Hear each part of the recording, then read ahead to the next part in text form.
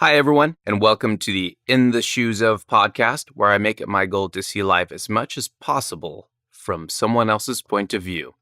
Just like we all have a unique heartbeat, every single one of us sees life only from our own perspectives. Think about it. Can you see and process life exactly as Elon Musk sees and processes life? The answer is you can't, and it applies to every living conscious being here on this pale blue dot. Hey everybody, thank you so much for joining me today for another episode of In the Shoes of. In this episode, I discuss quite a few different things with Katherine Bennett, a yoga teacher in Thailand. We discussed some things that I had never thought of before, such as parallels between the US military and Buddhist monks, reality, zombies, living in accordance with your true authentic self, and seriously so much more. I hope you enjoy it just as much as I enjoyed having the conversation at, I believe, 6 in the morning. It was pretty early. But anyway, it was super cool. And once again, for any friends or family that you have that are deaf or hard of hearing, please direct them over to intheshoesof.org, where if I don't have it quite yet, please bear with me, but I will have transcriptions of the episodes themselves. All right. In line with my MO, I have to start off the podcast and ask Kathy what shoes she is wearing right now. To be honest, I haven't worn shoes in 1 year. In 1 year, no sandals either? No? Nothing? No. That is so awesome. Well, you know what? Your shoes are your feet then. Yeah. Wow, that's the first time anyone said that to me. I love it. Okay, first legitimate question. If you had to define yourself in the third person, let's say somebody is asking, who is this Katherine Bennett person? And you were being sly and didn't want to let them know that you were that person, what would you tell them? That's a very interesting question. I suppose it depends on who I was talking to, because I suppose we all have a desire to be interesting or appeal to the person we're speaking to. So I would try to find a way to connect with the person I was speaking to and tell them something about myself which would establish a way for us to be connected. So it would have to be something which would either pique their interest or some shared something in common, so that it's a good foundation for an introduction with the other person. That's totally awesome. And that to me tells me a bit about yourself, that you definitely care about making those connections and that you have a good amount of empathy in your system. Is that accurate? I try.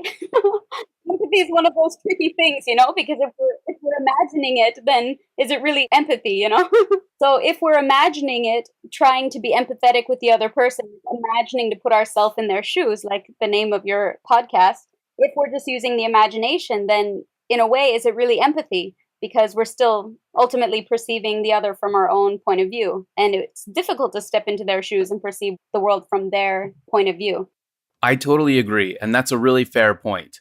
And that's why I'm trying as much as I possibly can, because there's no such thing as 100% empathy unless they develop some sort of biotechnology where they're able to meld or coalesce two minds into one or something.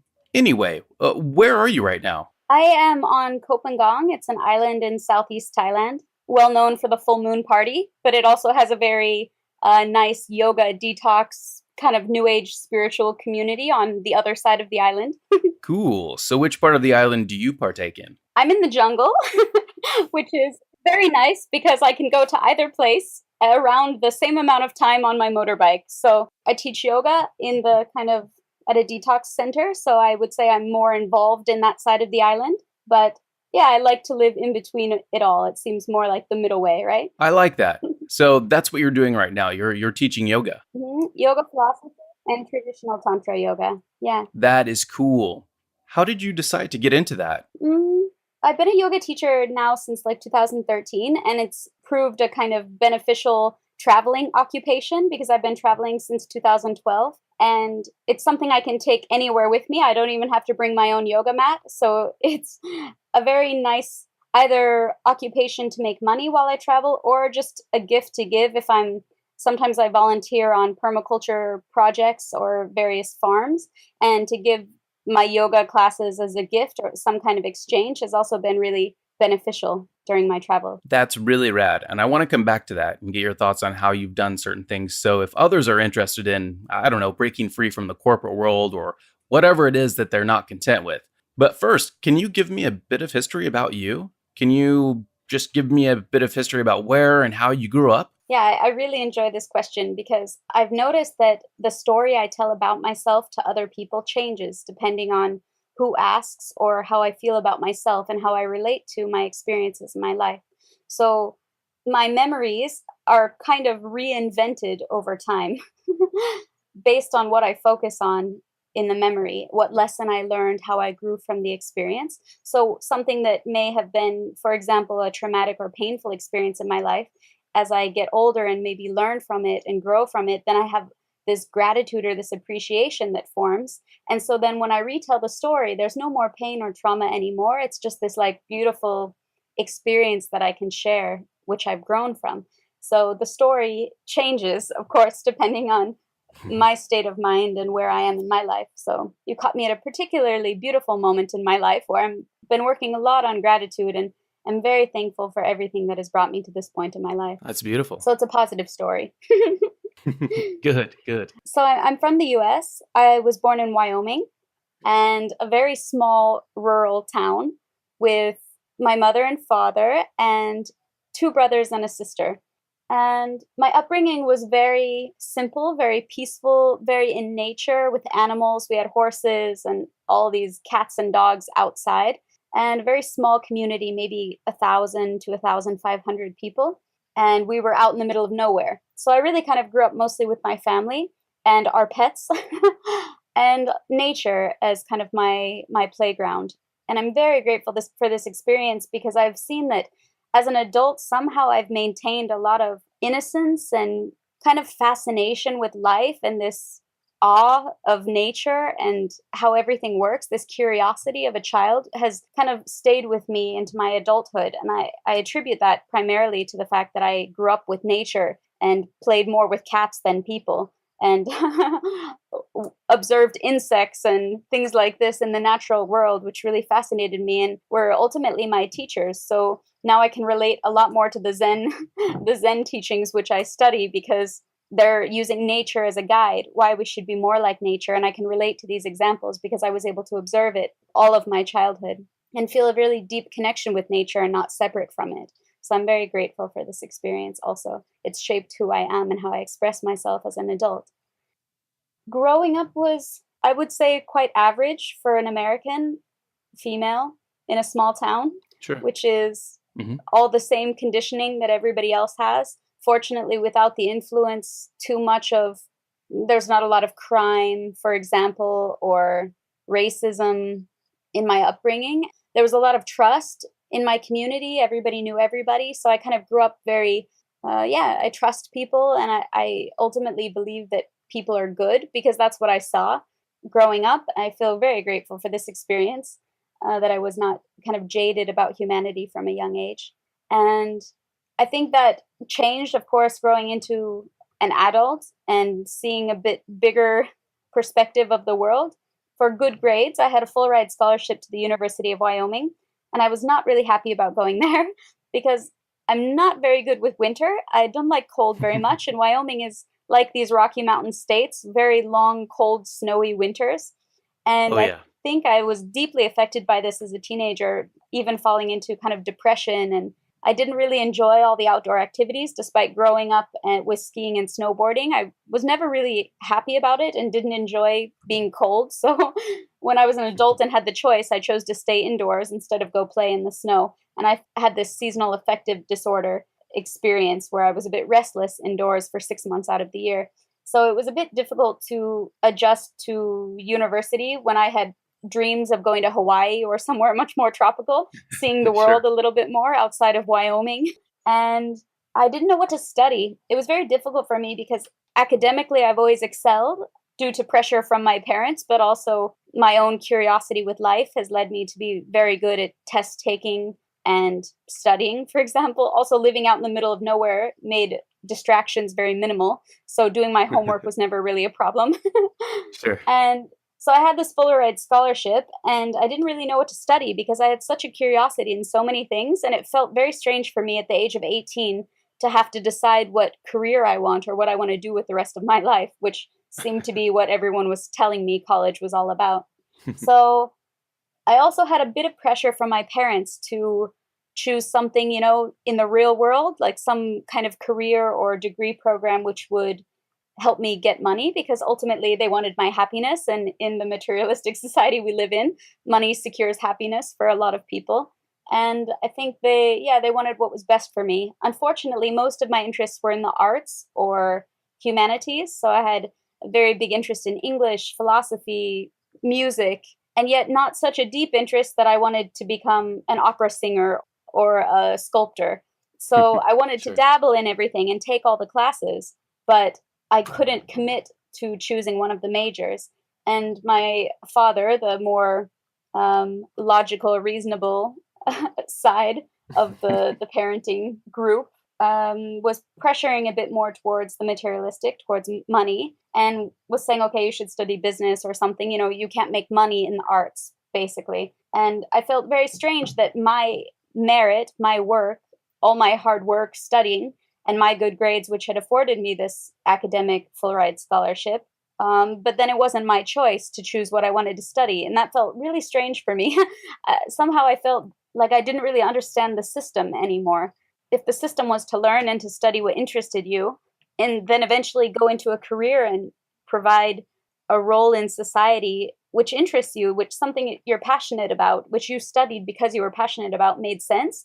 But then I felt a lot of external influences telling me, okay, but not that, and but not that. It's nice that you like that, and it's nice that you studied it when you were in high school, but in college it's different. It's more serious. You have to focus Yeah. and choose something, one thing, anything but the arts. Right. Well, I guess I screwed up there too. But yeah, Yeah. I know. Yeah. I think a lot of us did in our generation because we were trying to break out of this. For me, I feel like the example that I saw in my parents' generation is that they had this American dream, this white picket fence ideal of how life should be and how it should play out, which they inherited from their parents. It seems like it's from the 50s, actually, this model of, you go to school and then you get the job and then you get married, then you have the kids, then you buy the house and have the cars. And then you retire and you live Exactly. happily ever after. So this American dream, I think our generation saw, well, actually, it doesn't work. I mean, most people's parents are divorced and unhappy, or were unhappy in their marriage and in their career. And so, yeah, we were afforded the luxury of being able to be educated because of the money that our parents earned, or by our own merits, because we can all work hard to make money. But yeah, I think I saw that it felt strange and it didn't seem to work. So I struggled with university. I would attend the fall semester, and by the middle of the winter, I would be very confused, going through an existential crisis, borderline depression, and decide, okay, I can't do this. And I would move somewhere in the spring, whether it be Phoenix, Arizona once, or South Korea at one point to visit my father, because I told him I was very lost and very confused. And I did this for 3 years, attending classes the fall semester, dropping out the spring semester, attending fall semester, dropping out the spring semester. And finally, I think it got to a point where I was even like really depressed and having this kind of deep, I feel like it was an existential crisis. Like, what is the meaning of life then? Because for me, this is not rewarding. This is not bringing me like a sense of fulfillment or happiness, this pressure to choose one thing instead of just studying whatever interested me in life. And so I was, really depressed, actually. And I think seeing that it was a serious thing, my father said, okay, well, he was working in South Korea. He said, come stay with me for a few months and just, figure your life out. This is where Catherine goes through a metamorphosis. Stay tuned because it gets pretty damn intriguing. It was a funny place to go. Other than Europe in high school and some 2-week or 3-week vacation where you tour all the countries, I'd not really left the US. And so South Korea was a very interesting culture shock. And it was my first exposure to Buddhism. I was raised as a Catholic by my mother's side of the family, and at a very young age had a lot of disagreements with the priest and the church and the ideas of the church. And so I think from a young age started studying different religions. But going to South Korea was the first time that I witnessed a culture which was a Buddhist culture. And to see how the people behaved and how they, even within their judicial system, how they treat people who are sentenced to if someone murders someone, they don't go to life in prison. They maybe do 10 years. And then when they're let out, they have a whole tradition of giving them a piece of tofu, which represents a blank slate, like a fresh beginning, because they have this belief in karma that once you've paid for that kind of bad deed or that sin in a way, then you've done your time and now is a fresh start. And within the society, this makes a huge difference. And I saw like small things like this, very big differences in how people treated each other. And it was very inspiring for me to witness this Buddhist influence. So I started studying Buddhism a bit more in South Korea and spending a lot of time at a Buddhist temple. And it was there that I first kind of had conversations with monks and nuns and felt like a really deep calling to study this religion, even maybe practice this religion. I asked a Buddhist nun once why she shaved her hair. And she said to get rid of vanity, because for women, the ultimate accessory is her hair. It is the social depiction of her femininity. And so to renounce even that and to say, I'm beyond even my femininity, even my gender, was a really deep and profound statement for me. This image of letting go of anything you're attached to, even your own sense of self and your own value, which your society gives you based on your gender. So I shaved my hair. I love it. That's great. It was a big change. I mean, I used to go clubbing with the high heels and the girls, with the breasts pushed up in a push-up bra, and then to just shave off my hair was a very beautiful, it was so liberating for me. I felt like finally I was washing away society's expectations of me and really marking a path for myself. I think this bears repeating. Quote, "It was so liberating for me. I feel like I was finally washing away society's expectations of me and really marking a path for myself." Unquote. And I was 19 at the time. I decided I wanted to become a Korean Buddhist nun.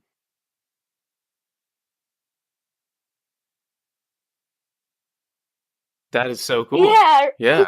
In Korea, because of course, like now looking back, it's really funny because the desire was that I was unhappy within my own society and I didn't understand how to fit myself into that society without conforming and losing my individual expression, my freedom in a way. And so here I stepped into this completely different culture, the first other culture I was exposed to, and was like, yeah, okay, I'm going to take this one.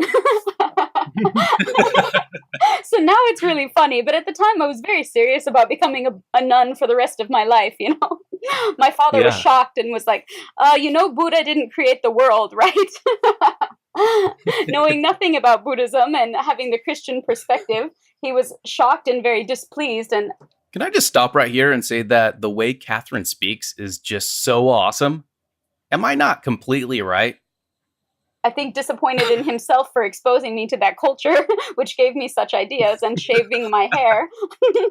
I love it. But he saw me happy, so I think he supported my decision. And he said, okay, well, if you don't want to go back to school, he had been in the army for a couple years in which he learned welding and then worked his way up on the corporate ladder in ExxonMobil as a welder. And now he's some very high corporate guy. So he said, okay, well, if you don't know what to do with yourself, but you want your education paid for and you don't want University of Wyoming, then maybe you should consider the military as an option. And for me, this was shocking because I had no positive experiences with a military member. I mean, I knew Marines at the bar who were trying to have sex with me by impressing me that they were in the Marines. So this was my exposure to military people.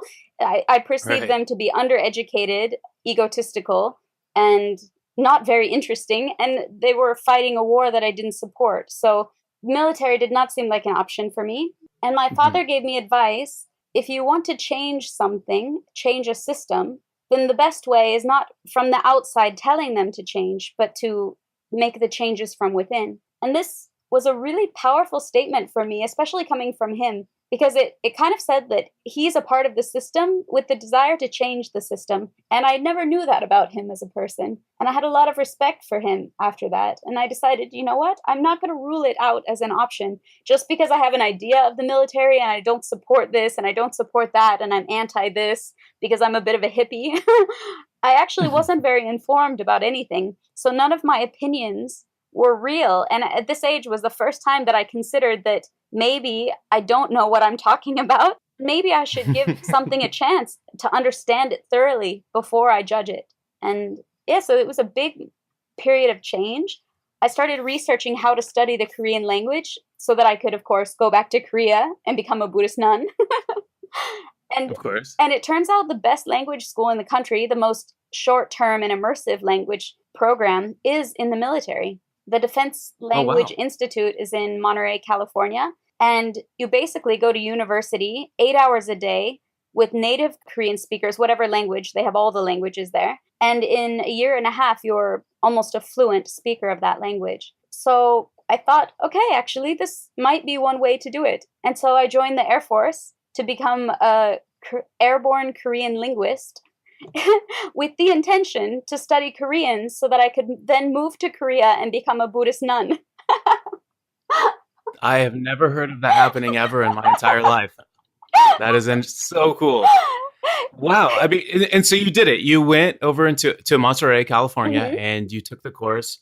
And was it a major difference? I mean, coming from South Korea, you were there. I mean, you shaved your head. You were totally immersed in that. And then you were probably immersed in, you're coming back to America and to our varied culture. And, Mhm. and then even more so going into a military culture. How was that? Was that a bit of another culture shock coming back? Yeah, but the funny thing is, I was so prepared for it because of my meditation, because of my spiritual practices, like the Buddhist discipline and meditation techniques that I'd been using to prepare for the Buddhist tradition, prepared me for military. It prepared me for boot camp. It was crazy. I had a shaved head. They thought I was G.I. Jane and that I was hardcore. And I was very focused. I wasn't, in boot camp, they're like yelling at you and telling you if you cry, you have to give push ups. And especially the women, they really hit them, not hit them literally, but figuratively, Right. they break them down because you can't cry to get what you want in the military. So here I am. I was 21 at the time. It took me a little bit of time before I decided to do this. So I was 21 when I joined, and I was with 17, 18-year-old women who went from their parents' house to the military as an alternative option to college. And a man is yelling at them and they're crying because their daddy never yelled at them. And it was a huge shock for them. And I felt like actually I was very mature compared to my peers. And immediately they put me in charge of people. Immediately, my drill sergeant had me running errands for her, which she's not allowed to do. But basically, she confided in me and asked me, like, why you shave your head? And I said, because I want to be a nun. And she said, oh, okay, I see it. Because whenever they yelled at me, I could totally disassociate my emotions. And I don't know if this is healthy. I may have been just like repressing an emotional expression, but I kind of went into a meditative state. I wasn't affected emotionally. I didn't have any reactions. And I think they had a lot of respect for me. They didn't really mess with me so much because they saw that, okay, we don't have to break her ego so much because she's playing the game. And I really felt like I was playing a game. Like, you learn the rules and you learn that, okay, you have to fold your t-shirt this way or wear your uniform this way. And if you don't do it exactly right, then we yell at you for it. And even if you do it exactly right, we're going to mess it up and yell at you anyway. Right. Which now that I look back at it, this training is very similar to the experience I probably would have had if I had become a Buddhist nun. Did you all just catch that? Catherine is talking about the similarities between being trained in the US military to that of being trained to become a Buddhist monk. How? I don't know. It's just a new thought to me, but it actually makes a ton of sense. Anyway, back to Kathy. I saw so many similarities now looking back. There's a uniform. You have to wear something which is not an expression of your individual personality. You're part of a collective now. And the collective has a purpose which goes beyond. You can have an individual purpose, especially with Buddhism, like you may be on the path towards enlightenment or working towards some spiritual goals, but ultimately you're doing it together and you're not doing it necessarily for yourself. Because in Korea, it's Mahayana Buddhism. It's one of the three major branches of Buddhism, and they focus more in that tradition on helping everybody reach enlightenment. Like, we're going together. It's a community. It's a sangha of people who come together with a common interest, a common goal, and they support each other. And so you're part of a bigger picture, and you can't really take your individual ego with you until you're kind of very humble and a student and with an open mind. And now that I see it, like, actually the military is doing the same thing. The intention is a little bit different. They don't have enlightenment as their goal at the end. They want you to be part of a machine without asking questions and to know what to do when you're told what to do and to do it Mhm. without asking questions. But ultimately, I see the similarities in that there's no room for individual personality when you are working towards a collective bigger picture. And so boot camp for me in the military was kind of a Buddhist training for me. And now I can really laugh about the whole experience, to understand that something is a game and to agree to play the game, but to not forget that you're playing a game. So you don't get lost in it. And I think that's one of the most beautiful lessons I've had in my whole life. No, it is beautiful actually. And it's really amazing just the parallel. I never even thought to put those two together. Yeah, it's really interesting. And I feel like, in a way, I accomplished, because after I was served in the Air Force for 6 years as a Korean linguist, flying in planes, so an airborne Korean linguist, I was stateside the whole time. So fortunately, I never went to Iraq or Afghanistan or fought in this war on terror or the war in Iraq. I was very fortunate to be on the outside of this because my job was with Korean and focusing on North Korea, who we were not at war with. So my role was kind of a passive one. But yeah, after 6 years, I actually no longer felt the need to become a nun. I felt like I kind of checked the box of that experience in some way. So yeah, it's a very strange parallel. Wow, yeah, you were an army nun, I guess. That was Yeah. your nunhood, if that's a word. It's so funny because I was in Peru before I came to Kopangang, and I was doing some kind of shamanic work, and they called me GI Buddha. Yes, I love it. Hey, do you still shave your head, by the way? Yeah, I do. That is so cool. I mean, I shave my head too, but only because, lack of hair. But For whatever reason, it's a very easy hairstyle. isn't it the best? Seriously, I love it. Yeah. It's funny because when I was in the military, despite the movie G.I. Jane, where people assume you have to cut your hair, there were certain regulations during the time that I was serving that women had to have hair at least 1 inch in length, minimum. And so they forced me to grow my hair out because Mm. it did not fit regulations. So that's kind of interesting. So for 6 years that I was serving, I had to grow my hair long, essentially. I could have kept it any other style, but shaved, basically. I think that was because it was before the Don't Ask, Don't Tell repeal, and because you were not allowed to be homosexual in the military, they associated a woman with very short hair to be a lesbian. And so they encouraged like women in the military to be feminine and not look like lesbians. Oh, interesting. Yeah, really funny. Yeah, I had never heard of that. Okay. Wow. Yeah, while I was in the military, I like finished a couple associate's degrees and I finished my bachelor's degree. I focused on nonprofit administration, but I have like a couple associate's degrees. One is in the Korean language because, like I said, it's essentially a 2-year university to study the language. So they do give you an accredited degree for it. And then I have another degree because I was in military intelligence. So there's so much training for, I mean, I was in 3 years just in training before I did my job for 3 years, which I never really ended up doing the job because North Korea was not the focus at the time. It was more the Middle East. Hmm. So my role was very passive, like I said. So the other one is in like military intelligence and technology or something. So I have Oh, wow. Korean military intelligence and nonprofit administration. Yep, definitely GI Buddha. That's definitely it. GI Buddha. Yeah, I think so. So I finished the military in 2012. Like I said, did 6 years. And I immediately shaved my hair, and donated it to Locks for Love, Nice. Nice. which is funny, to shave it after the military, go back to GI Buddha. Exactly. And I started traveling. And yeah, the first thing I did was Nepal. I was volunteering to teach English to young Buddhist monks in a monastery in Nepal, like young boys, like age 5 to 15 or something, and teaching them English, which was a really beautiful experience. But I also learned from that experience that I had an idealistic view of NGOs or nonprofit administrations, especially in other countries. I really thought, oh, yeah, I'm going to help change the world or make a difference, bring these kind of charity organizations. Like maybe this is where I want to devote my time and my energy. And then I realized, especially in Nepal, it's trickle down economics. So you pay to volunteer and you pay a good amount of money because it's trendy and people will book it online and think it's a cool idea. So they'll pay $1,000 to volunteer for a month or two. And then that money, very little of it, these young monks, there are about 20 of them. What they got out of the deal was an English teacher and some blankets. Yeah. Yep.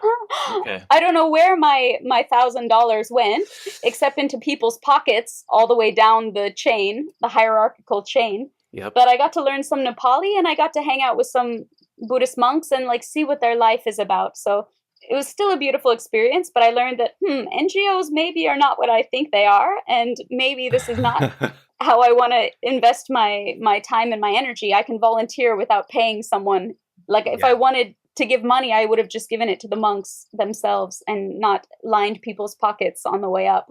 Right. Yeah. I mean, human corruption and greed it's everywhere, despite whatever, I guess, facade or whatever face is put on it, whether it's an NGO or a corporation or what have you. Mm-hmm. Yeah. Okay. So yeah, keep going. This is so wonderful too, by the way. I love hearing the story. You're kind of influencing my paradigm a bit, which is always really appreciated. So thank you. And continue on. This is great. Yeah. So that was Nepal. And after Nepal, I went to India and did my first yoga teacher training course. It seemed like a good profession. And I had been teaching yoga when I was in the military and practicing yoga for about 10 years. So yeah, it seemed like, okay, you go to India, that's what you should do in India, or that's where you should study yoga if you're going to become a yoga teacher. So I did a yoga teacher training course studying Hatha yoga, traditional Hatha yoga in Kerala in the south western part of India. And yeah, after that, I traveled around India and Sri Lanka and then went back to the US, which was a culture shock because I think anyone who's been to India is changed forever. Oh, wow. Because it's a very challenging place and very different from the comforts that we're used to and maybe take for granted are not available anymore in India. And so coming back to the comfort was shocking. I remember I was in Whole Foods. The first time I went grocery shopping, I went to Whole Foods and I was so overwhelmed. I nearly had a panic attack because I was looking at aisles of food in boxes. And even at Whole Foods, where it's the healthier version or the organic version, I really, my heart started beating so much, it was difficult to breathe. I thought I was going to pass out. It was a crazy experience where I was like, why are we eating food in boxes? Right. This makes no sense. Nothing seemed real. And not that India is more real, but I don't know. It felt so disconnected from reality for me to buy something organic and to be healthy, but to have no connection with where the food comes from, except that it's in a package that says organic. And that also totally rocked my perception of reality. Because here I'd been building up this spiritual ego, now I'm a yoga teacher. I've been to India. I was in Nepal. I taught English to some Buddhist monks, my resume was starting to look very impressive. Yeah. And then I realized I have no idea what I'm doing with my life again. Yeah, that happens. I know. And I think the more times it happens, the better, because I learned so much from these experiences. When I think I have it all figured out and I really like who I am and where I am, when something comes and shakes the very foundation that I've built, it's like you spend all this time building a sandcastle and then a wave comes and just wipes it out.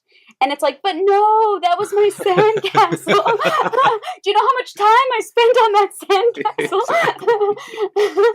And then even if I try to rebuild it, farther up on the beach and it's more elaborate and I'm better at building it. Brace yourselves, because Kathy is about to get real up in here. Still, I realize that I'm creating my own illusion. I'm creating my own perception of reality, which does not make it more real. It's still, I take a little of this and a little of that, and I ignore this, which is unpleasant. And when I face that I'm creating an illusion for myself, the way I perceive reality, if I'm creating my own illusion, every time I can see that, and it shakes it and destroys it or shifts it, I'm really thankful for these moments because I grow so much. It's actually so liberating to let go of these ideas of what is real, of who I am.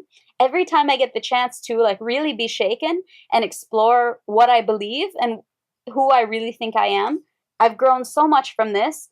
And even if I'm just making a new sandcastle, which will then later be destroyed in a different way, I'm still learning a lot in the process. So yeah, these have been beautiful experiences for me. Yeah, no, that's Mm. good. And you kind of illustrate just the transience of things and also just the illusions that we build up about ourselves and what we, the way we build up ourselves and all that. Just ego, I guess, is what I'm really trying to say here. Hmm. It's hard to see it when our ego is shaken up, when our sandcastles, as you put it, you're right, everything that we do, you're right, it's a sandcastle that will be swept away. And it's still a beautiful thing. Maybe it was a beautiful sandcastle, or maybe it wasn't even that great of a sandcastle, but it's all part of this larger thing, called life.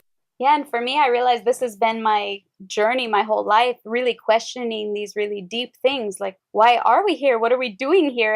And who are we essentially? Are we connected? Are we disconnected? What's real and what's not real? And these questions I've been trying to answer by studying most spiritual disciplines because I assumed that for sure the religious people or the spiritual people know what's going on. Turns out that's not necessarily true. No. Another illusion debunked for myself. Right. Just because, yeah, I mean, people could say things with an absolute confidence, like this is an absolute statement. But I can say that, well, you know what? Let's say you're at a table and say, you know what? This table does not exist. I say that with absolute, it's true. It doesn't, just because someone says Yeah. something with absolute confidence does not make it true whatsoever, which is a trap we fall into so often because someone is confident saying something, whether it's religious or political or whatever. Yeah, and truly our beliefs shape our reality. If we choose to like perceive something a certain way, that's what we're choosing to see. So we're adding like filters in our perception. And they've done so many studies on this that if something appears before your eyes which does not fit any of the preconceived notions you have about understanding the world, then Hmm. you disregard it completely. You don't even register it because it doesn't mean anything to you. That image has no associated meaning. This is amazing. She's basically describing Westworld. I don't want to give too much away in case you haven't seen the show. I mean, I almost asked her if she had seen the show, but I would bet good money that she hasn't. Being a yoga teacher in Thailand who hasn't worn shoes for over a year and really probably has better things to do. But how awesome is this? And moreover, how true. If you haven't seen Westworld, then you should definitely go see it and you'll know exactly what I'm talking about. But wow, how often do we all go, this means nothing to me? I mean, seriously. So it doesn't get stored in the brain, it just gets washed away, and then you go to the next thing. And this is how people get stuck in patterns. They end up in the same cycle of relationships, and then they complain why this boyfriend was the same as the last boyfriend. It's like, well, you're attracting the same type of men in your life. Yeah. So this idea of breaking out of these patterns for me has been very interesting for a long time, because I really am at a deep level like searching for like what is freedom.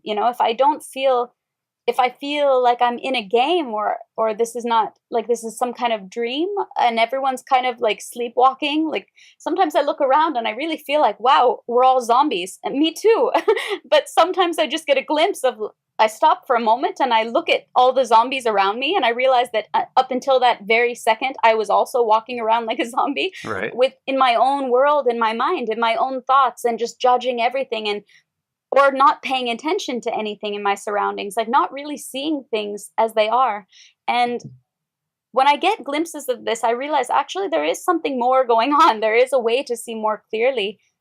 There are little techniques and there are certain beliefs which can reshape the reality to have a more inclusive perspective. And for me, this has been very interesting, which I think is what kind of got me started on the yogic and spiritual path of studying world religions or different spiritual practices. So yeah, it's a very interesting hobby of mine. Can you elaborate on that then? What your techniques that you found to help bring about those moments of clarity, or I believe it's even called, is it Satori? Yeah, in Zen Buddhism, yeah, and it seems like all the different religions have Hmm. similar words for the same things. And even though Zen is kind of the Mahayana or the Korean and Japanese version of Buddhism, all the branches have their own words, and a lot of them come from whatever the root language Ah, is. So okay. Satori, I think, is a Japanese word, and so it's more like Japanese Zen Buddhism. But the concept is similar to samadhi, which is a Sanskrit word, and you see this word in Hinduism and Buddhism with the Sanskrit background. And yeah, they all have the same idea of getting to a certain state of realization where you remove all these veils of illusion and you get to a state where you feel very awake and very connected, and then you really understand what's actually going on. And the idea is to get to this state as often as possible and then try to maintain it in your daily life so that you can be in the world but see through all these veils, and then you're not a zombie anymore. You're actually awake and you're walking around and you're seeing reality as it is. And so people get there with different techniques, different meditation techniques. And I think any insight practice is trying to get you to the same place. And many yoga practices are also trying to get you in the same place, at least from a traditional point of view. Because I also started studying Tantra. I guess after that first series of travels, I didn't really stop traveling. I only went home to visit. And so I've been traveling, for about 5 years now, and mostly in India, Thailand, also Peru for 6 months doing work with the sacred plant medicines. And it seems like they all have their own practices which are trying to get you to that same state. So practices which I saw in the Andes or the Amazon of Peru, where they're working with ayahuasca and San Pedro and coca, the other sacred plants, they're saying the same thing as the yogis in India, as the Tibetans. And I find it, for me, my hobby has been to study the essence. So any of these techniques, there's so many, and I would say people should do whatever they're called to do as long as they know that the end goal of that technique is to help them get to that state. Because I think a lot of techniques now, which I see in the West, is that we're exposed to a lot of things and we don't really know why we're doing them. We're exposed to a lot of things and we don't really know why we're doing them. That's a good one. So it's very trendy and it's cool to meditate and it's cool to do yoga and it's cool to be into crystals and do Reiki or have some healer balance your chakras. But maybe we're not really sure what's actually going on or what the original intention is behind these kinds of practices. So for me, the techniques that I use are techniques which I've done because I'm very in the mind and I like to understand things. My curiosity makes me want to understand things. So I can over intellectualize a bit, but I'd like to understand the origin of something. So if I'm exposed to for example, a concentration technique where someone has you stare at a yantra or a mandala or a candle flame or a black dot on the wall, if they tell you to concentrate and focus your attention on that one thing, I'm the annoying student who's raising my hand saying, okay, but why are we doing this? I'm okay with doing it and I can do it and I have done it, but what is the intention behind doing it? And if the person who's guiding the meditation doesn't know why, they just learned it from someone else or read it in a book, and all they can say is it helps focus your concentration, then for me, okay, it's okay to start with that and to try it and have my own experiences. But what I've noticed about most of these disciplines is you want to be with a teacher who can get you there. So if the person teaching can't get you there, they can only get you so far. Eventually, you're going to have to go to a teacher above them, their teacher, or another teacher who can really get you to the essence of where it is that you're trying to go. And in the West, I see this spiritual bypassing a lot, this pretending to be spiritual, and it's trendy to be spiritual. And for me, this person who wants to understand, and I ask a lot of questions, and now I'm studying a bit more the texts, I see there's a lot missing. There's a big gap in like people being informed or not being informed about why they're doing what they're doing. Because these practices can be so deep and so profound. And yes, you do start with concentration, because if you cannot quiet your mind, then it makes it hard to get to these high states, these high meditative experiences where you feel very connected to everything, to your true nature, to everything around you, to energy, to vibration. And, if you drank coffee right before you meditate, you've probably experienced that the mind cannot be very quiet and you can't sit still. And if you're not flexible, it's even painful to sit. So maybe you have to start with yoga in order to open the hips, to even be able to sit in meditation. Maybe you have to change your diet and stop eating meat or stop drinking coffee in order to bring some kind of balance to your digestive system so that the energy can go towards these meditative states in the first place. I then asked Kathy to give me some links or some solid recommendations for some sources, that she would recommend, especially if, for those listening, if you're curious about what makes Kathy tick and where is she getting all this stuff. So she gave me some that I'll definitely include in the blog, and she talks a little bit here too. Yeah, I have a lot that I would recommend. I mean, one person I follow primarily, he's in Berkeley, California. His name is Christopher Wallace, and I really like his blogs because he's speaking to the average person, but he has several degrees, including a PhD in Shaiva Tantra, which is the form of Tantra which worships Shiva, and he's one of the gods in the Hindu kind of religion. But at a tantric level, this is more metaphysical and not literal. So it's not even a religion; it's an esoteric kind of study of something, which for me is like the PhD level of spirituality. Like these people are able to discuss reality with quantum physics, and see the correlation. And I really like him because he is a Sanskrit scholar. And I think he studied Sanskrit at Oxford. He's quite academically, he's got a lot of credentials, which, in the West, people value credentials a lot. And so when he speaks, he's really studying these ancient texts and talking about like the chakras and yoga and why it is the way it is, but also how to navigate it in the Western world in order to understand more deeply what it was and what it could mean and how far it can take you. So he's giving really beautiful examples of how like the modern interpretation is of the chakras, like the 7 chakra system within yoga. It's quite common for people to talk about chakras, and yet very few people can cite their sources, for where they learned this, and then they state it as a blanket fact that this is true, like about the heart chakra or the sacral chakra is to do with this psychological thing, and there's a crystal associated with it. But he's saying that actually this came from a woman who wrote a book in, the 60s, and she only had one text from India that she used, and the rest she made up because she was a Western occultist and not a yogi. And so when you read a text like this, it can shatter your whole reality of, especially in the yoga world, because people are very quick to throw around these kind of catchy terms, but most people don't know where it came from originally. And yoga in India is very old. I mean, the Rig Veda, there's 4 books called the Vedas. They're the oldest books in the world. The Rig Veda, they think, was written in 9000 BCE. Wow. That's incredibly And old. this is like what the first... It's crazy.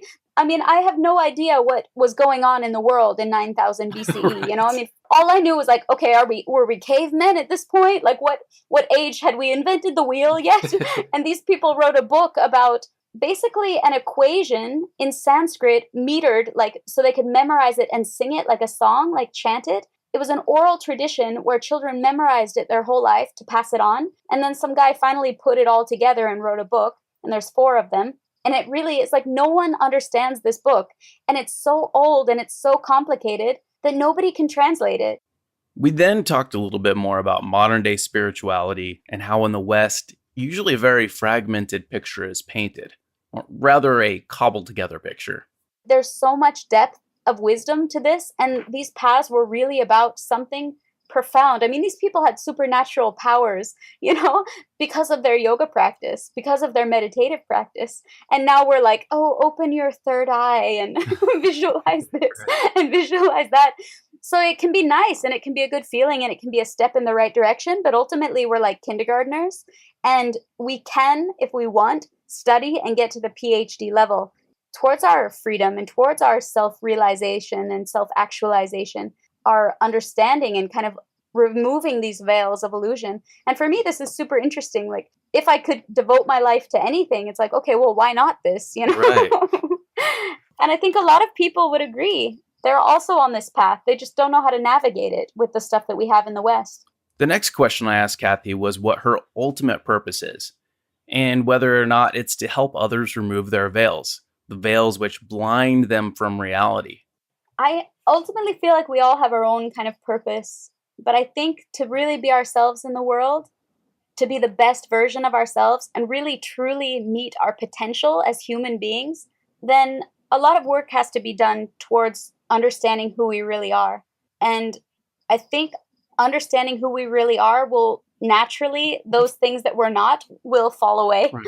I mean, we can spend time studying psychology and understanding our childhood and, okay, our parents raised us like this and my dad told me this, so I believe that, or this happened to me when I was 13, so then I formed my own opinions about it. And then, some people go to therapists to kind of undo these things that are not true or are not real for them, don't need to limit them. I wouldn't say it's everyone's purpose, but I would say for some people, if they feel a really strong determination to understand the true nature of reality, like what's really going on here, they want out of the matrix, Right. then there are ways, and there were schools, and people were doing it for thousands of years, centuries, not just decades, centuries. People were perfecting this science, and they wrote books. And so if you want to read those books, or if you want to find a teacher who can get you there, or at least get you part of the way there, then they're out there in the world. And fortunately, we have everything at our fingertips with the internet these days. And the fact that we have money to hop on a plane and travel somewhere is like a luxury also. So I wouldn't say it's everyone's purpose, but for me, I feel a very strong calling for this. And my limitation is that I feel like I intellectualize, and I tend to study, and I want to understand with my mind. And most of these disciplines are saying at some point you have to go beyond the mind. Mm-hmm. Because our thoughts and our emotions and what we believe, these perceptions we have of reality, our paradigm, the way it has to be let go of at some point. Like even the sense of self as we know it has to be, it has to be dropped. It has to be examined and dropped. And if it shatters, if you drop something and it shatters and breaks and falls to pieces, then in a way it's not real.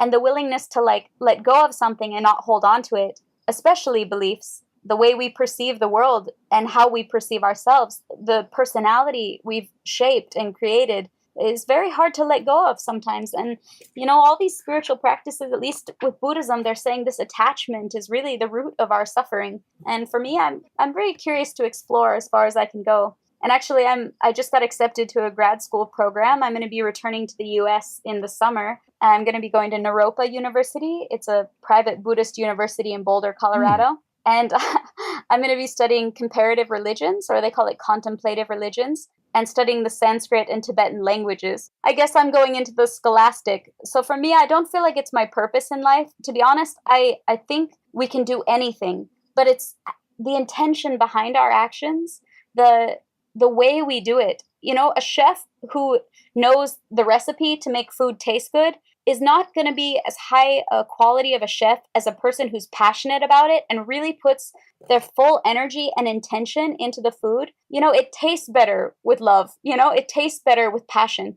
And so I think it doesn't really matter what we do. Our purpose, everyone has a different purpose and a different role. And for me, as long as you reach your potential and remove all these things which limit you from really reaching that, like really being the best at something you can be, then that's the path, is to remove all those limitations, that sense of limitation, to really reach your potential. And then if you're a chef or, a scholar or a teacher, it doesn't really matter, because you are yourself in the world. And I think that for me, if I really know who I am and how I express myself in the world affects everyone in my life, it affects the whole world. Somehow it's like a ripple effect. So I don't know, I guess I believe in the evolution of human consciousness. And if you're spiritual and you believe in a soul, the evolution of the soul also, that maybe it won't happen in one lifetime. Maybe it's something more than we can understand, a bigger picture than we can understand. And whatever people's beliefs are, most of them are saying the same thing, that there is certain things you can do to get closer to that, closer to your connection with God, closer to your, connection to the universe or the cosmos, the divine. And I think ultimately understand how we're related, how we're connected. And when we establish that connection, how we express ourselves in the world changes completely. And I've experienced that for myself, this unlocking of the things that I believe. When I examine them and I drop them, if they shatter, and I let them go completely, I feel so much more myself. I feel so much more liberated. And it doesn't have to do with ideas anymore. It's just expression. It's this idea of just being who you are instead of thinking about who you should be or trying to have people perceive you how you want them to perceive you. Exactly. It's very tiring when you go down that route, right? Yeah. And that's why it's funny when you ask someone to tell their story, because ultimately the story I tell you about myself paints a picture. And even that picture is not a reality of who I am, because I'm so much more than that. I'm so much more than my story. And we're all so much more than our stories. And I really feel that even the story itself can be limiting, because the story is only focusing on certain aspects of the bigger picture. And I don't have the bigger picture. I was not there to design the plan of my life. Unless I was, a part of myself maybe was very aware of these Right. things, but my conscious mind was not aware that I chose this so that this would happen, you know? Yep. And you're totally right too. We are each one of us is a little microcosm, seriously, a universe unto ourselves. So you're right. There's no way to completely capture everything. That's most definitely true. And I like that you put that out there. Going back to what you were talking about, with all of us trying to reach, I don't know, maybe the next even evolution of consciousness of just getting to that next version of ourselves. Do you think that, I don't know, all the things that kind of ail this planet, do you think that they can be remedied by more of us focusing on trying to get to that level? I guess what I'm trying to ask is, what kind of hope do you see for the planet, for humanity? Wow, that's a really good question. To answer the question, I would have to look the way my mind works now, because I study a bit more historical things. I look at the rise and fall of civilizations throughout time and how it seems that there's periods where we forget, and then there's periods where we remember. There's periods where we're very disconnected from ourselves, from nature, and then there's periods of reconnection.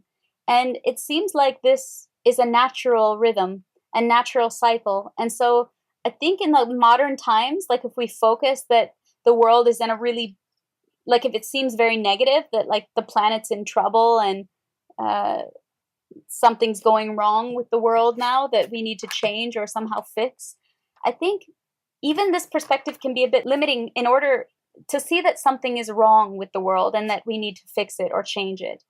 Hmm. For me, I see that I think it's only natural that we evolve. And I don't know if everyone will evolve. I mean, for sure, some people are taking steps backward, and there's a lot of ignorance in the world now, especially what we see in the West. I mean, to be honest, this idea of like walking around and seeing that people are zombies is a reality. We're very programmed and conditioned to be subservient in our society now. I think that's just the way the system has created itself. And whether you believe in these kind of conspiracy theories or not, for me, I do see that the way people are educated to not question too much the lifestyle that they have. This idea of like, okay, you go to school and then you get the job and then you get married and then you have the kids and then you buy the house and then you have to pay off the mortgage for 30 years. And then you can retire and finally relax. But by the time you retire, you probably have cancer. So you have to have chemotherapy. And so you have to have good health insurance. And, and by then it's like, how is the relation with your family? They probably send you to a retirement center because we don't have these tight family units or tribal community support systems anymore. So in a way, this could be perceived as really negative. But for me, I think that I see so many young people who are really have the intense desire to wake up because they grew up in that society. So for me, the things that are the way they are, even if it seems bad, so much good is coming from it. And I don't really like to use this good and bad too Sure. much because for sure there's a complexity beyond the duality of like, this is good and this I is agree. bad. Because sometimes the worst things that happened to me were the best learning experiences, the most difficult times or the most traumatic experiences. I grew so much from them. So now I really appreciate them. And so I could not say that something was bad just because it was, not the idea of good that I was taught to believe Right. in. So I see a lot of hope because I see that people, when they're living in a certain world where they're disconnected, they feel a sense of separation from nature, from other people, from themselves. That detachment, this sense of separation, instills in them a deep desire to be more connected. And, a lot of funny things happen when people want to be connected. We have this social media stuff, and, there's kind of personas and personalities created which maybe are not authentic because we interact in a different way than in person or than we used to in the past. But I see that people underneath it all have a deep desire to be connected. I mean, I hear people all the time, they go on vacation because they're dissatisfied with their job. They get divorced because they're dissatisfied with their marriage. And they say, I just want to find myself. I just want to heal myself. Or they're up in the mountains. I meet them up in the mountains in Wyoming. If I go home in the summer and I'm backpacking, they say, I just want to reconnect with nature.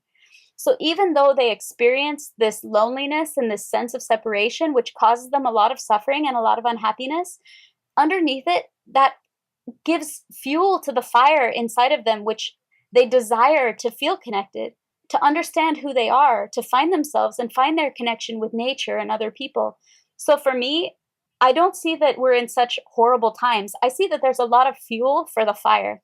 And if that fire, like the more fuel you put on a fire, the brighter it's going to be, the larger it will grow. And for me, the more difficult times are going to really feed people's deep desire to find happiness, to find connection, to understand what their real purpose in life is, because they will see all around them that this isn't it. And for me, that's how change naturally happens throughout time. I think this dissatisfaction and this fuel for the fire is usually the beginning of a time where everything changes and society restructures itself and the world changes. And, you know, in 100 years, the people who are running the show will be dead. Right. So, I mean, most likely, unless we have these huge advances in like the medical world where people can start to live Right. longer. But I think the younger generation, and for them to see the world and see that people are unhappy and see that, you know, materialism or capitalism is not the way towards happiness, but it can be a tool, you know, money can be a tool, then I think they're going to shift the paradigm themselves. And I see it already happening in our generation. And to be honest, I went home the first time I was teaching yoga, and my mom was my yoga student, and my elementary school teachers were my yoga students. And it changed their life. They started doing yoga, and now they do yoga, you know? And so even the older generation, it's not too late for people they also desire this connection. So even if they're very conditioned by their society to perceive reality in a certain way within boxes and judgments, still, if they're unhappy, they will desire to be happy. And for me, I think people will start to understand what makes them happy. And that's the natural progression. Yeah, yeah, and I think you're right. We, at whatever age, we all have the chance to wake up, to experience that clarity. There's, you know, no age limit where you're, oh nope, I'm past this age, I can't experience that. No, so it's good. I'm retired. I can't focus on happiness anymore. So, what are the best things about life here on Earth? Ultimately, what are you most thankful for? Wow, so many things. Honestly, just the experience of life. Like to be human and to see through human eyes and hear through human ears. I mean, the whole spectrum of light and color that we can perceive. My reality is very different from the reality of a bat, for example. But we live in the same world. But how a bat perceives and sees and hears is very different from mine. So it might seem like two separate realities. I feel very thankful to be a human and to have this kind of consciousness and to have this freedom to, I don't have to like focus on my daily survival needs. I don't need to worry about how I'm going to get food today and where I'm going to sleep tonight. And if I feel safe or if I have people to support me, I feel it's such a beautiful luxury to even think about enlightenment or self-actualization. You know, Maslow's hierarchy of needs, I remember studying it in psychology, and at the bottom is like, you know, basic food, clothing, shelter, and then it goes up to like social needs within your family and your relationships, and then there's more and more personal needs, and at the very top of the pyramid is self-actualization. And I feel like it's such a luxury to even touch that top of the pyramid, that I have all my basic needs met for me because of, you know, all the luxuries we have in this life, and for whatever reason that is beyond my understanding, that I can even spend the time to think. I mean, I've been in Thailand for a year. I live in the jungle. I don't wear shoes. I teach yoga and yoga philosophy, but otherwise I survive on very little money. I eat very good quality food, like fruits, you know, it's warm. I don't have to wear a lot of clothes. I can watch the sun setting into the ocean every night. And I realized like this life is so amazing. And it's not just because I'm here. It's not just because I'm in Thailand and my life is like a vacation. It's that I even have the chance to experience this and enjoy it at all. And I'm so thankful for the awareness that I have to even appreciate it. Because there were times in my life where I was so in my mind with work and school or whatever that I was not even able to stop and appreciate the beauty of life. And this is where it kind of goes back to the childhood, that I feel super thankful that at least I could appreciate the small things in nature. Like I could look at an insect or watch an animal or see a child playing and just feel that joy again, that awe of life. And wow, this is really actually very amazing that we're even here experiencing this. And yeah, I'm so grateful for that. And for me, that's important to remember, because I really have this feeling that if I can fill my life with that feeling, what I do in life, like I said, it won't really matter because I'm spreading that energy of having this joy. A child laughs and they have such a pure laugh. Everyone in the room feels it. Everyone in the room feels this purity, this innocence, this joy for life. And the kid will be giggling because a puppy is licking him or something. It's not even like this profound thing. And I'm so grateful to still feel that and to not have lost it. And there was a period of time where I lost it. So in a way, I'm just glad that I've regained it. This awe and this fascination and this appreciation. And to just be happy to be here and take it all in, no matter what happens, I think I will die very happy if that can be my last feeling in this life. One major thing I've gathered from this conversation is that, as much as we can get to that state every day to where we are truly just understanding of and appreciative of what it is we actually have and can attain with regard to consciousness, I mean, that's to me is just a pinnacle. That's just something we should always strive for, and we need to try and get it to become more and more of a daily thing. As much as we can possibly experience that clarity and understanding, the better for all of us, I think. Yeah, and I think this is where those techniques and those practices come in handy, like whether you meditate or when you eat your food, are you really with your food or are you with your phone? Are you tasting? Are you looking around you, or are you in your own internal world, in your mind? And these daily practices that we do to cultivate mindfulness, I think they make it a lot easier to maintain that state of appreciation and to really see with open eyes and hear with open ears and, listen to someone who's talking with an open mind without judging everything they say or waiting for our chance to speak. Like this openness and this appreciation can be cultivated through practices. And for me, that's why these techniques, these little tricks and things we're exposed to, even if we don't understand the depth of what they could potentially lead us towards, they're still like baby steps in the right direction towards helping us, like, not drowned in depression or drowned in our own, whatever we're consumed with our minds, but to really like take moments and to try to lengthen those moments that we can feel that awe and that appreciation and that profound deep sense of like peace and bliss, like joy for living. And I think that's why a lot of these traditions have these practices. And for me, it's funny, I was in Peru and I was working with the shaman for a while at this amazing place called Paititi Institute, where they're doing sacred plant medicine, but they have a permaculture project. So we're really like growing our own food and building our own houses and then working with the sacred plants. And the guy Roman who kind of runs it, he's like one of the shamans there. It's a couple who run the institute. He said he believes that we forget in order to remember. So we can forget to remember. And so I think it's a natural, I really liked what he said. It's a natural process that every time you forget, you appreciate more the moments that you remember and you feel more connected and more fascinated by life.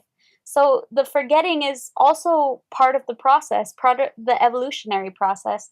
So then it's not really something to be seen as negative. Like, okay, there was a period of time that I was really stressed or very anxious or very emotional. And, I lost that connection. When you lose it and then when you regain it, it's more powerful every time you regain it because you have such more appreciation for it. So I think it's really beautiful, no matter what. Yeah, that's actually a very good point. And I think that I've seen that to be true in life, definitely. Wow, that's beautiful.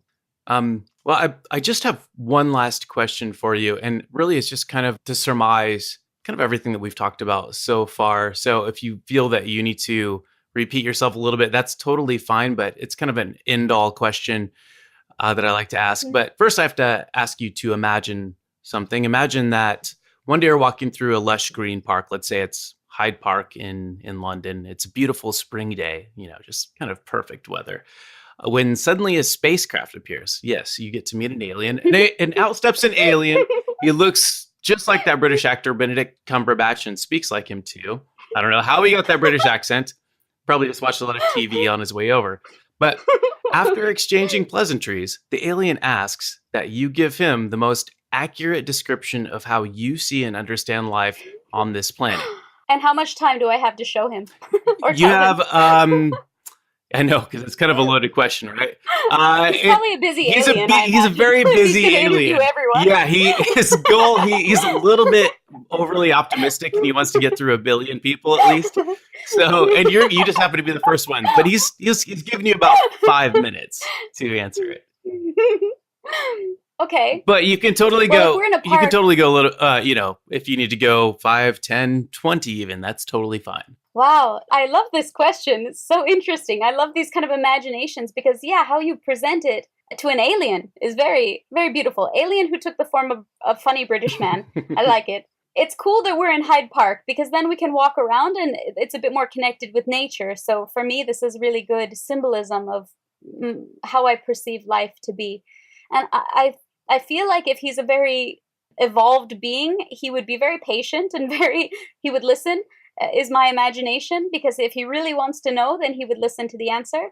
And I think I would show him a lot of things without using words, because language, I know because I like to study language, a lot can be lost in translation with words, because with words there's an associated meaning, and so we paint a picture in our mind when we could just look at the thing and see it as it is, however we perceive it, without associating some meaning towards it.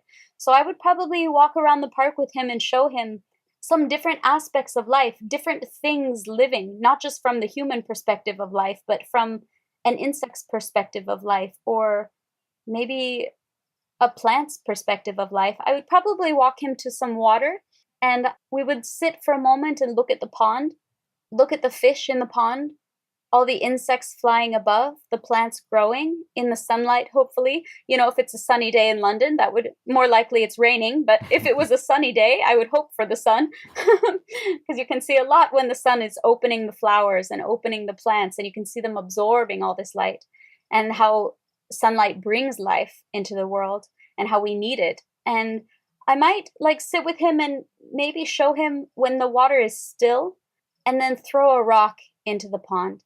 And we would watch as the ripples form on the surface and flow out from where the rock hits the water, and watch as the rock goes down into the water and all the fish swim away. And then when the rock hits the bottom of the pond, how it stirs up all the mud at the bottom. And then where it was once a clear pond where you could see everything, suddenly it's quite murky and all you see is brown, silt and dirt floating around, until everything slowly calms down again. All the dirt settles back down to the bottom, and again it's clear. And again the fish relax and start swimming around and going back to doing exactly what they were doing, forgetting that they had fear of something in the first place. And for me, this would be a very beautiful symbol of how something can be perceived from so many different points of view, and how clarity can allow you to see more. And yet how when you throw a rock into something and it clouds everything, it can create a lot of confusion for everyone. We can't see the bottom. The fish can't see what's going on. They're afraid. They're swimming around like crazy. Maybe even the insects fly away. And then all the calm resettles and the clarity comes back. And then everything goes back to normal. So this period of like chaos and then clarity, this period of fear and then relaxation, of calm and tranquility. And I think this would be a really nice way to start. And then kind of from there, continuing walking around the park. And if we want to have conversations about it, or if I would assume this alien, if it has a spacecraft, is quite evolved, I would hope not just technologically, but also an evolution of consciousness. And I would hope that he would see the symbolism that I was trying to point out. And so I would probably show him flowers, and I would show him something dead as well. If like some insect has been stepped on, like someone stepped on a snail on the path, we would see a live snail and we would watch it like nibbling on something or creating a slime trail on something. And then we would look at the dead one for a while and just stare at it, this crushed shell with this soft, squishy body of something, and see the flies land on it and the ants start slowly nibbling pieces of it, and see that death is also a part of life, and that death is not the end, because everything else feeds off of this, and this decomposes and becomes organic matter again. And to see that death is also a cycle of life and part of life, and to perceive it in silence for me is very powerful, because then it's not putting any associated meanings like, isn't it sad that someone stepped on this snail? Isn't it sad that the ants are eating it, Or how wonderful it is that the flies now have something which will rot that they can lay their eggs in, and then the maggots crawl out, Good for the flies. Like, to not put good and bad on it, but just see it as it is. And then whatever the alien perceives from his own point of view, I would hope is something profound for him. And so to just walk around the park and have these moments where we look at flowers and maybe we pick a flower, we watch them all fresh and alive, and maybe pick one. And as we're walking around the park, notice how that flower that we picked slowly starts to wilt. And so the thing that was once beautiful in its life, in its vibrancy, and how maybe we wanted to keep that moment or that something we like, how we had this attachment to it, like, okay, I take it with me because it's such a beautiful flower, how slowly that flower changes. And in one way, it could even like lose its beauty because it's starting to like wilt and die. And then eventually that flower, which is wilted and not beautiful anymore, gets tossed aside. And then again becomes organic matter that decomposes into the soil. So I think this cycle and this bigger picture would be a really beautiful picture that I would like to paint for this alien, to see the interconnectedness of everything and to see how there's a whole system. It's not just the human's point of view, but it's that everything works together in this cycle, in this system, which is very complex and very intricate and beyond my understanding, beyond my ability to explain to him the intricacy. And I would assume that his perception is different than mine, and I would hope that he's more advanced and more evolved and that he can see more things than I could explain to him. That is marvelous. Seriously. I've never had anyone take the alien on a walk through the park. So this is a first. And I really have nothing to add to it. And I'm so glad you've taken time out for the interview and to answer that question in such a beautiful way. As discussed earlier, there really is no way for us to get the whole picture or the complete perspective from someone else. And I don't even think a decade is enough time, let alone an hour, like right now. Is there anything else you want to share with those listening that would give us an even better understanding of the way in which you perceive life? Yeah, I mean, there is something else I would like to say. And I don't know how many listeners you have or how many people are connected with this podcast, because I also don't really know 100% how to listen to the other interviews. But I think that I would imagine this kind of project and your vision might attract a specific type of person who is willing to listen to a long recording of someone else talking about themselves. So I would assume that your audience is people who are very curious to understand how other people perceive the world and are hopefully good listeners, because otherwise they wouldn't make the time for something like this. And I think this specific type of people who are open and are curious and are looking to perceive the world from someone else's point of view, or at least imagine that this type of person is probably looking for a better understanding of the whole picture themselves. And I think for this type of person, I would really like to say to them to like keep taking pieces of the puzzle wherever they can get it in order to put the puzzle pieces together and get the bigger picture, and to keep going, like not be disappointed with something. Don't lose their curiosity for life and for understanding, because I also have this. And when I lost it and when I felt like society was telling me that I need to put myself in a box and set aside my dreams or set aside my curiosity, that there wasn't a place for it in the world, I lost my connection in that moment. And if your audience relates to that, then I would really encourage them to like find their place in the world, paint the picture of the world in their own unique way, and then be who they want to be in the world. Because I think too many times we're told we should do this and shouldn't do this, and it limits us. It limits us from really being who we can be. So I have this free education kind of, it's like the post 9/11 GI Bill. So military members get like free education benefits for a while. And so it's paying for my master's degree program that I was in the military. And I'm in the same situation that I was when I was 19 years old or 18 years old, in which my education is paid for. But now I feel like I'm living life on my own terms and I decide what I want to study. I'm not letting society tell me what I should do in order to make money because money will make me happy, or that I should offer something beneficial to society, and that art was somehow not perceived as something honorable to offer society. Yikes. I don't know about you, but this is really hitting home for me. And it's funny because I realized, looking at all these schools and all these degree programs, I realized that it doesn't really matter what I study, because if I'm interested in it, if I'm passionate about it, if I think it will bring benefit to myself and to the world, that I know more about that thing, that I can share that with other people and to inform myself, then that's all that matters. So I would say go for your passions, keep cultivating that curiosity, that sense of wonder, that sense of awe about life. And don't ever let someone put out that fire in you. And I don't know, whatever it takes to get there, whatever it takes to feed that fire, that curiosity, that desire to move forward, to evolve, to know more and to understand more, to connect more deeply, to be more authentic. I would say just do it, keep going. And whatever technique, even if in the West we have these kind of new post-New Age watered down versions of ancient things, you can follow the breadcrumbs. You can take some simple techniques, see if it works for you, see if it resonates with you, see if you feel good, see if it helps you like let go of the sense of limitation, let go of the stories you tell yourself about, well, one, yourself. It's really good to keep, evolving ourselves and not hold ourselves back with who we were or who we think we are or should be, but to continue like allowing ourselves to become who we would like to be and take steps towards not becoming, but like almost unveiling our true nature, like removing those veils of the things that we're not in order to see who we truly are and really like let that light of our consciousness shine through us. And for me, this has been the most powerful thing for me, is that people along the way told me, you know what, don't surrender, like don't give up, don't ever stop trying to reach the goal that you have for yourself. And when you get that goal, like maybe you have like a certain salary you want to have, or you want a certain car, even if it's a materialistic goal, when you get it, if it's not satisfying, you're going to learn so much about yourself.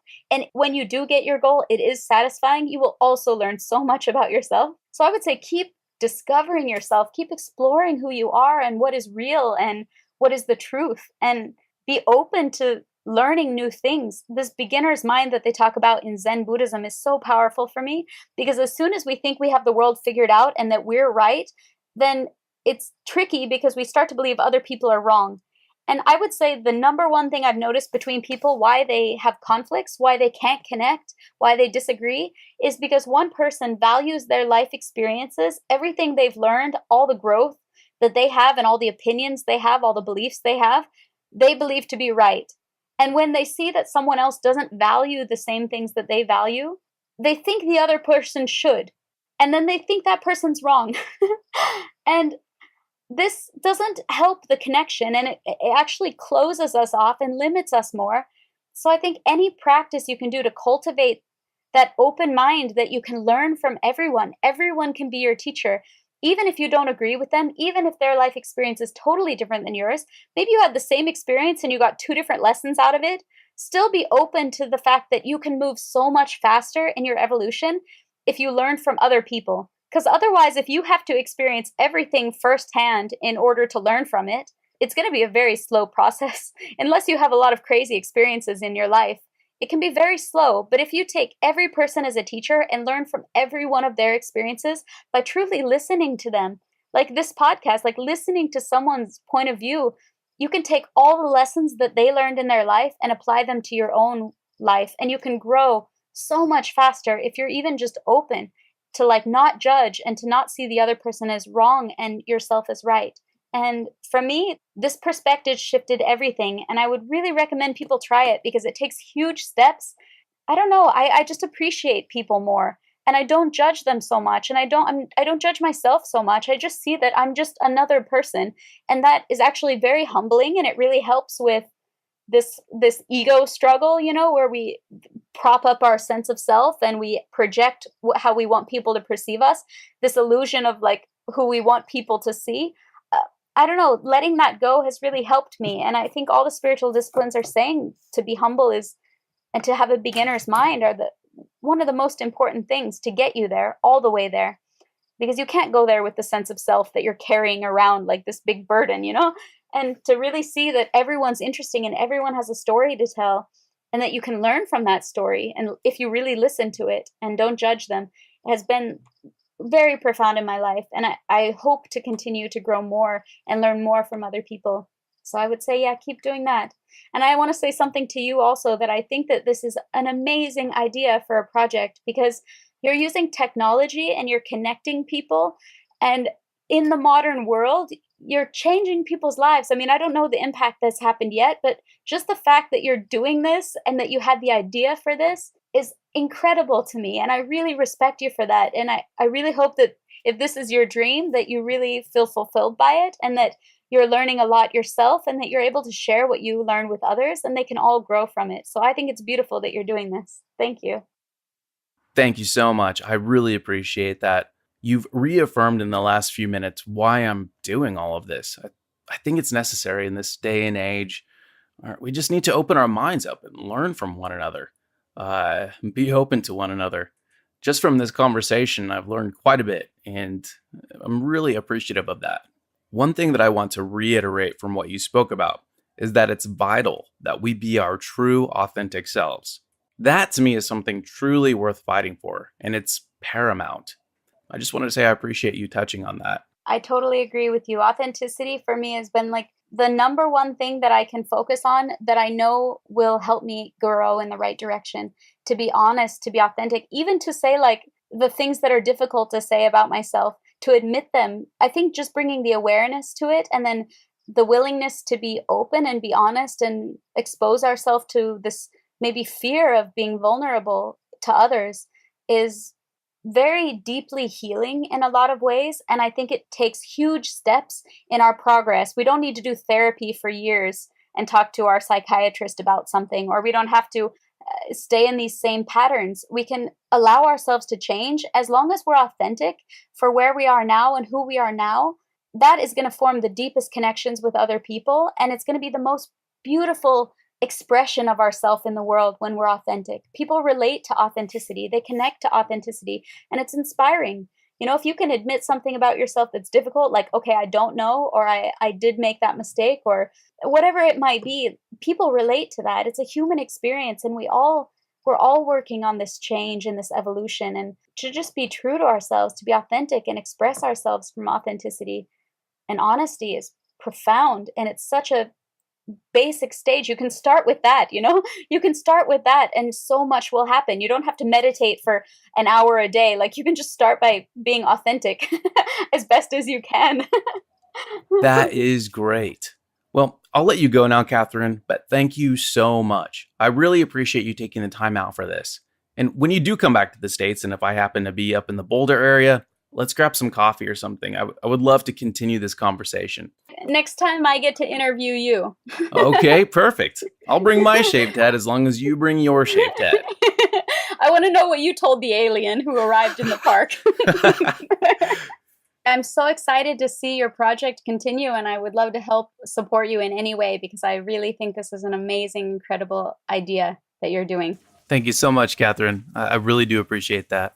Thank you. It's been awesome talking with you. Hey, thank you so much for checking out this episode of In the Shoes Of. If you like or don't like the podcast, feel free to leave a review or reach out to me. My email is jnickel@intheshoesof.org.